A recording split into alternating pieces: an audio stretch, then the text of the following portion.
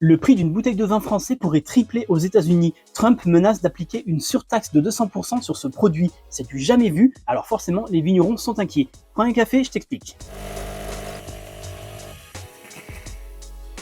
Le président américain menace en fait d'appliquer ce qu'on appelle des droits de douane sur les champagnes, les vins et les alcools européens. Les droits de douane, c'est une taxe appliquée par un pays sur les produits achetés à l'étranger. Comme il s'agit d'une surtaxe de 200%, une bouteille à 60 $ pourrait passer à 180 $ aux États-Unis. Alors je sais pas toi, mais moi ça peut me dissuader de l'acheter. Et c'est justement ce qui inquiète les vignerons français, parce que les États-Unis sont les premiers importateurs d'alcool français. Mais une hausse des prix aussi vertigineuse pourrait bien changer leurs habitudes. Dans la vallée du Rhône, le marché américain représente 10 à 20% du chiffre d'affaires des vignerons. Pour Emmanuel Poulet, coprésident des vignerons indépendants de la Drôme, cette surtaxe serait donc une très mauvaise nouvelle puisqu'elle représenterait la fermeture complète du premier marché d'exportation.